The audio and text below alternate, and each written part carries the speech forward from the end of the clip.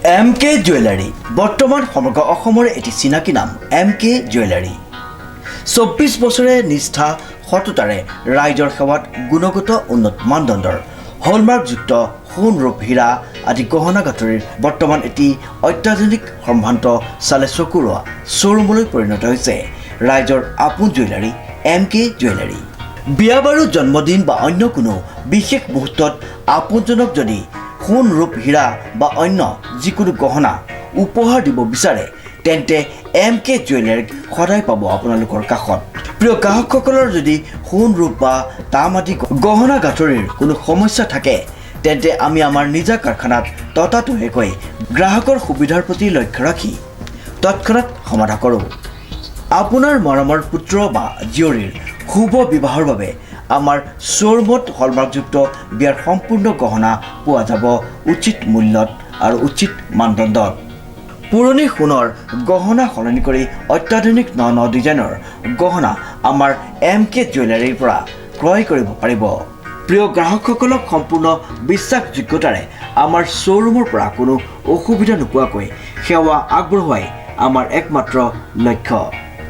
গতিকে আজিয়েই সপৰিয়ালে আহক আমাৰ শ্বৰুম MK জুৱেলাৰীলৈ আৰু লৈ যাওক আপোনালোকৰ সপোনৰ গহনা গাঁথৰিসমূহ। আমাৰ ঠিকনা MK জুৱেলাৰী, ৰূপহীয়ালী ষ্টুডেণ্ট গেলেৰীৰ কাষত। নমস্কাৰ, আপোনালোকে চাবলৈ আৰম্ভ কৰিছে নিউজ নাও আৰু মই অনুপম বৰা। ঢকুৱাখানাৰ পঞ্চায়তৰ সমল আৰু প্ৰশিক্ষণ কেন্দ্ৰৰ উদ্বোধন কৰে মন্ত্ৰী ৰঞ্জিত কুমাৰ দাসে। নিউজ নাওৰ এক ৰিপৰ্ট।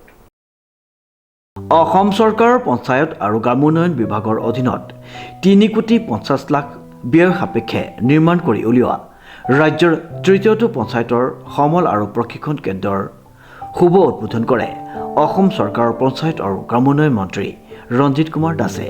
উল্লেখযোগ্য যে ঢকুৱাখানাৰ চৰালা পথাৰত নিৰ্মাণ কৰা উক্ত প্ৰশিক্ষণ কেন্দ্ৰটোৱে উজনি অসমৰ পঞ্চায়ত কৰ্মী বিষয়া কৰ্মীসকলৰ বাবে বিভিন্ন দিশত যথেষ্ট সকাহ কঢ়িয়াই আনিব বুলি মন্তব্য প্ৰকাশ কৰে মন্ত্ৰীগৰাকীয়ে।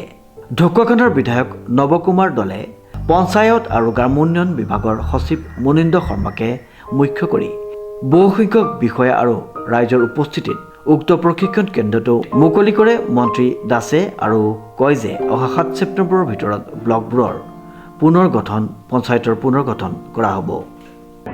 আজি আমি ঢকুৱাখানাত প্ৰায় 3.5 কোটি টকা ব্যয় সাপেক্ষে ৰাজ্যিক ভিত্তিত আমাৰ এটা প্ৰশিক্ষণ কেন্দ্ৰ এটা আমি শুভ উদ্বোধন কৰিছোঁ।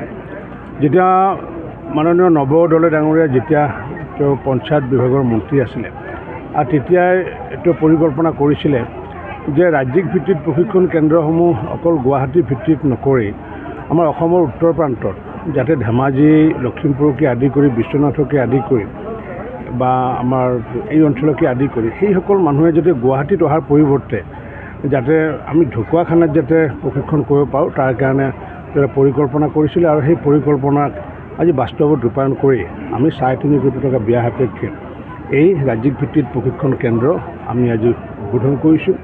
ইয়াতে পঞ্চায়ত লেভেলৰ যিমানবোৰ প্ৰশিক্ষণ সেই প্ৰশিক্ষণবোৰ ৰাজ্যিক ভিত্তিত প্ৰশিক্ষণবোৰ আমাৰ ইয়াতে হ'বগৈ আৰু এনেকুৱাকৈ প্ৰশিক্ষণ কেন্দ্ৰ প্ৰতিটো জিলাত যিহেতু জিলা ভিত্তিত আছে, ৰাজ্যিক ভিত্তিত আমাৰ এতিয়া এইটো তৃতীয় হ'ল। এটা আমাৰ খানাপাৰাত আছে, এটা গুৱাহাটীৰ কাহিকুছিত আছে আৰু এটা আমাৰ এইটো ঢকুৱাখানা এইটো। গতিকে আমি নিশ্চিত ওপৰত আমি আনন্দিত হৈছোঁ যে আমাৰ এই অঞ্চলৰ প্ৰতিনিধিসকলে এই অঞ্চলৰ পঞ্চায়তৰ বিষয়া কৰ্মচাৰীসকলে এতিয়াৰ পৰা ইয়াতে প্ৰশিক্ষণ ল'ব পাৰিব। নিৰ্বাচন কেতিয়া হোৱাৰ সম্ভাৱনা আছে?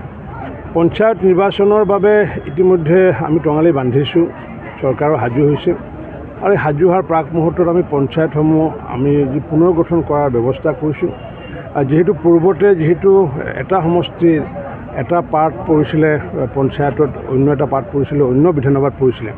গতিকে এইবাৰ বিধানসভাৰ পুনৰ গঠন হৈছে আৰু সেইটোৰ প্ৰতি লক্ষ্য ৰাখি সমষ্টিৰ ভিতৰতে যাতে পঞ্চায়তসমূহ থাকে তাৰ কাৰণে পঞ্চায়ত পুনৰ গঠন প্ৰক্ৰিয়া চলি আছে।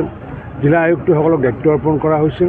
তেওঁলোকে 30 আগষ্টৰ ভিতৰত সম্পূৰ্ণ পঞ্চায়তসমূহ পুনৰ গঠন কৰিব আৰু তাৰ পৰৱৰ্তী সময়ত 7 ছেপ্টেম্বৰৰ ভিতৰত আমি যি ব্লকসমূহ উন্নয়ন খণ্ডসমূহ আমি পুনৰ গঠন কৰিম আৰু 7 তাৰিখৰ পৰা 17 তাৰিখৰ ভিতৰত ৰাইজৰ যদি অজৰ আপত্তি আছে সেইবোৰ আমি নিষ্পত্তি কৰি আমি 17 তাৰিখে চূড়ান্ত নটিফিকেশ্যন আমি উলিয়াম কোন ব্লকৰ অন্তৰ্গত কোনটো পঞ্চায়ত হ'বগৈ বা কোন পঞ্চায়তৰ কিমান জনসংখ্যা আছে সম্পূৰ্ণ নতুন তথ্য এটা আমি উলিয়াম তাৰপিছত ৰাজ্যিক আমাৰ যি নিৰ্বাচন আয়োগ সেই নিৰ্বাচন আয়োগক প্ৰদান কৰাৰ পিছত আমি ভাবিছোঁ যে ডিচেম্বৰ মাহৰ প্ৰথম পষেকত এই নিৰ্বাচনৰ কাৰণে আমি মন বান্ধিছোঁ আৰু যিহেতু সম্পূৰ্ণ জনসাধাৰণৰ ওপৰত নিৰ্বাচনত অংশগ্ৰহণ কৰা হ'ব যিহেতু পঞ্চায়ত প্ৰতিনিধিসকলে কোনো দলীয় নমিনেশ্যন নাথাকিব গতিকে এইবাৰ পূৰ্বতকৈ বেছি ভাল প্ৰতিনিধি আহিব বুলি মই আশাবাদী জিন্তু কোচৰ ৰিপৰ্ট নিউজ নাও।